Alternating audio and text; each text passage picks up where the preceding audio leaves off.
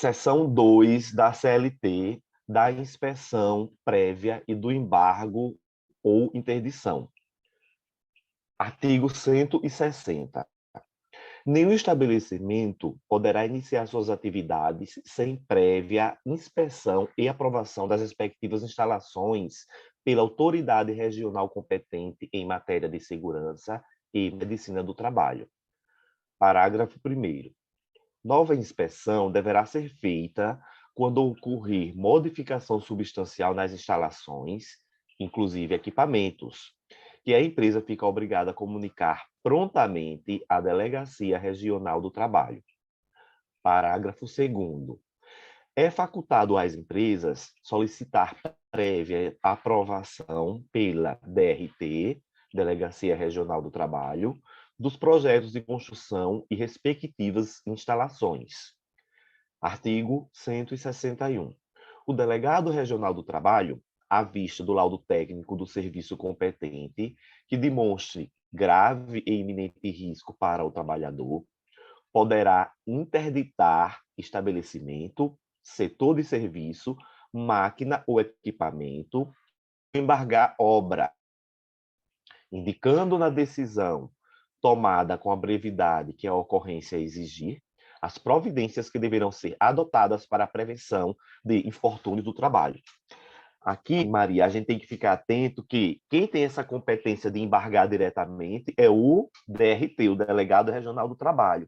Ele não precisa de autorização judicial, porque nessa situação ele detém o conhecido poder de polícia.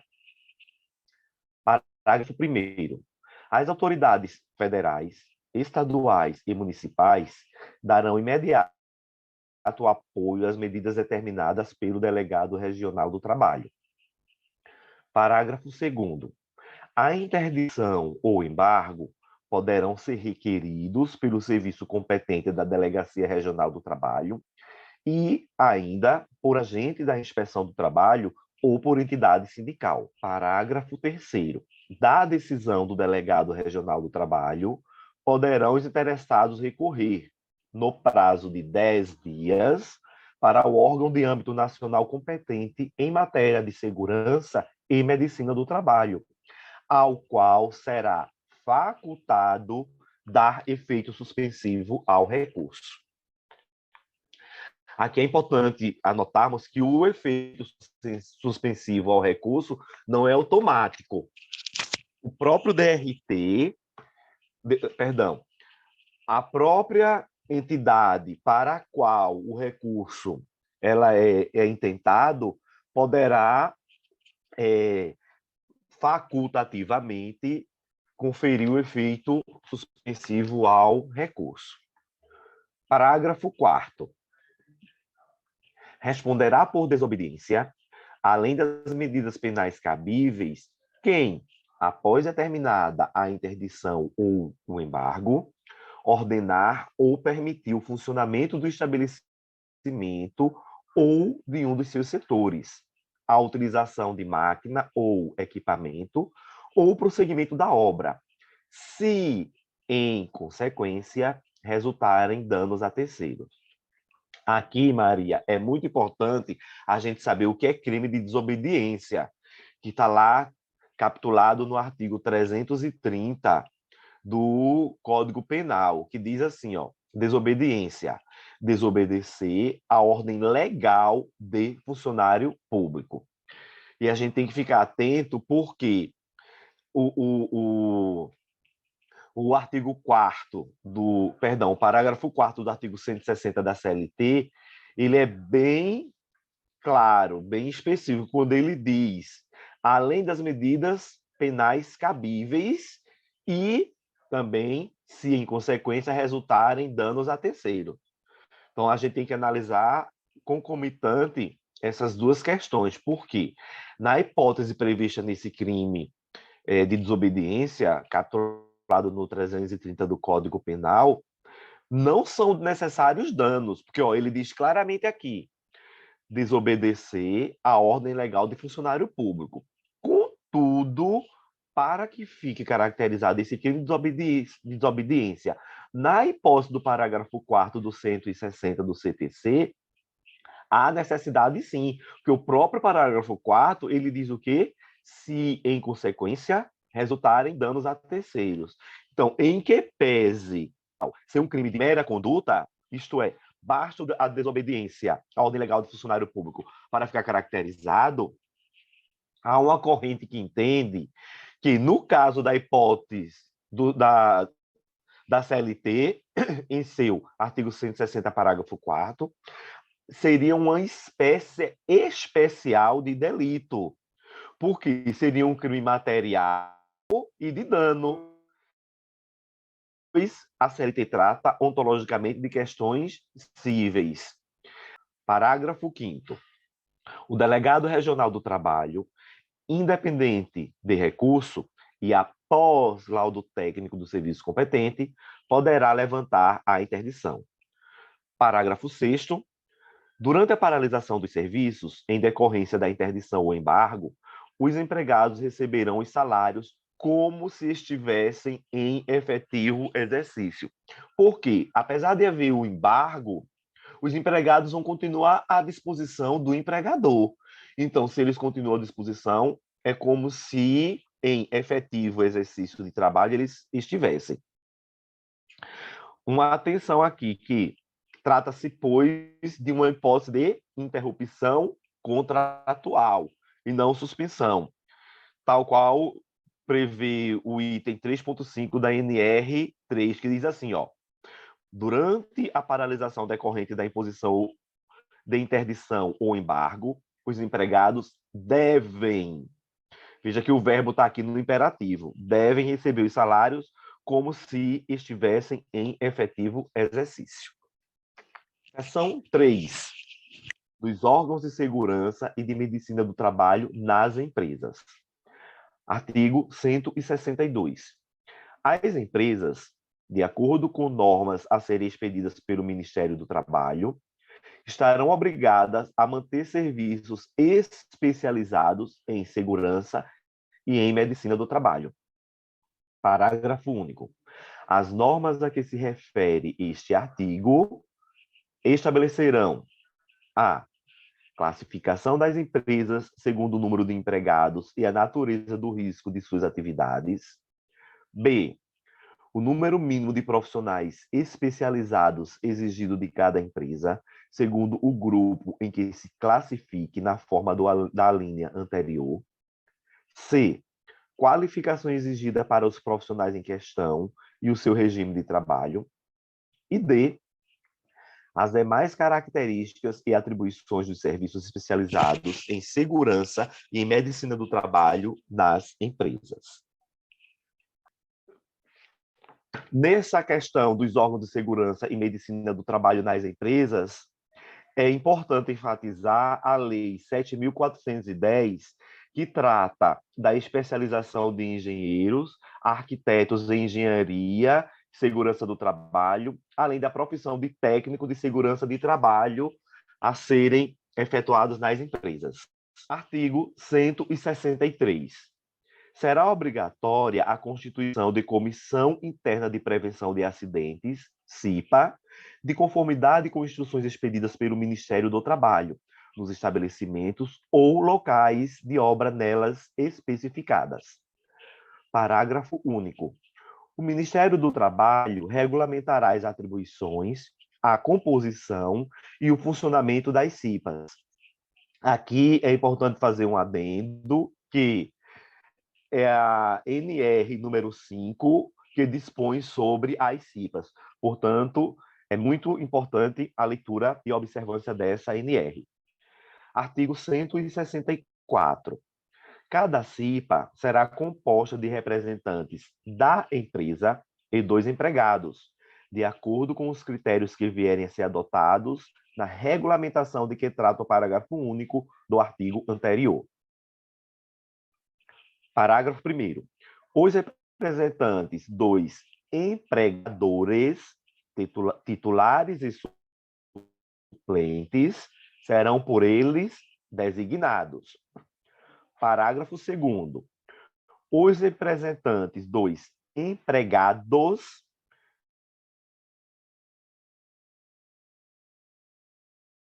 Titurtínio Sector, do qual participem, independentemente de filiação sindical, exclusivamente os empregados interessados. Parágrafo 3º.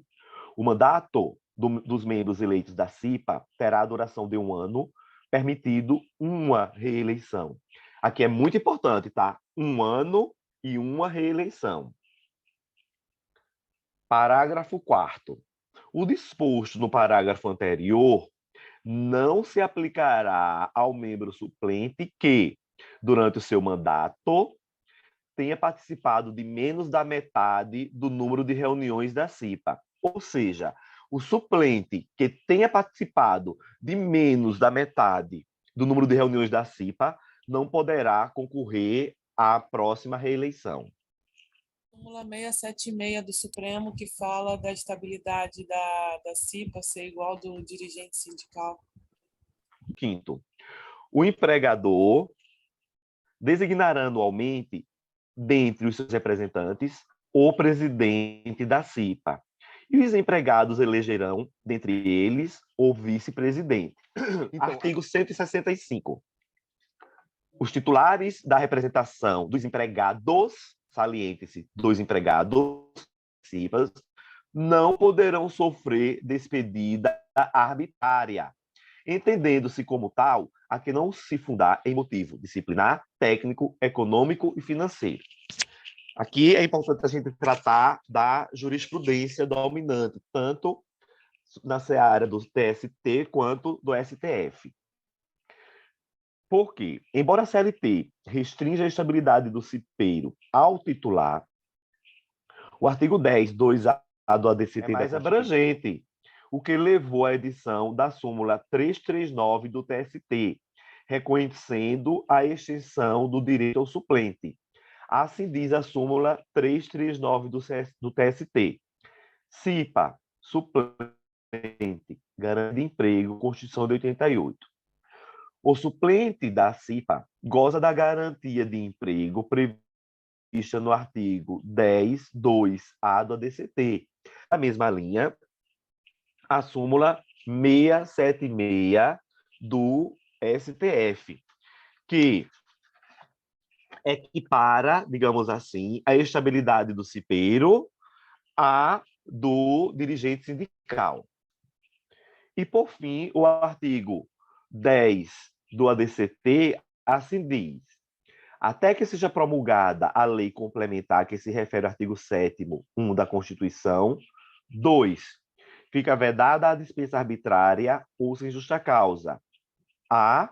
Do empregado eleito para cargo de direção das comissões internas de prevenção de acidentes, que são as CIPAs, desde o registro de sua candidatura até 1 ano após o final de seu mandato. Parágrafo único.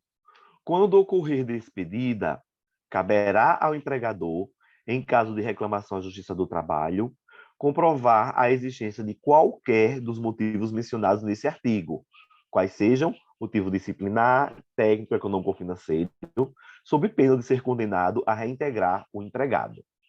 Seção 4. Do equipamento de proteção individual. Artigo 166. A empresa é obrigada a fornecer aos empregados, gratuitamente, equipamento de proteção individual adequado ao risco, em perfeito estado de conservação e funcionamento, sempre que as medidas de ordem geral não ofereçam completa proteção contra os riscos de acidentes e danos à saúde dos empregados. Artigo 167. O equipamento de proteção só poderá ser posto à venda ou utilizado com a indicação do certificado de aprovação do Ministério do Trabalho. Atenção à norma regulamentadora número 6, que trata sobre esse tema de equipamento de proteção individual. Seção 5.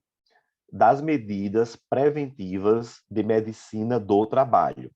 E aí, sobre essa questão aqui das medidas preventivas de medicina do trabalho, atentar a NR, que é a norma regulamentadora 7, que fala sobre o PCMSO, artigo 168. Será obrigatório exame médico por conta do empregador, nas condições estabelecidas nesse artigo e nas instruções complementares a serem expedidas pelo Ministério do Trabalho. 1. Na admissão. 2. Na demissão. 3. Periodicamente. Parágrafo 1º. O Ministério do Trabalho baixará instruções relativas aos casos em que serão exigíveis exames. A. Por ocasião da demissão. E B. Complementares. Parágrafo 2º. Outros exames complementares poderão ser exigidos, a critério do médico, para apuração da capacidade ou aptidão física e mental do empregado para a função que deva exercer. Aqui, Maria, é bom a gente ficar sempre atento.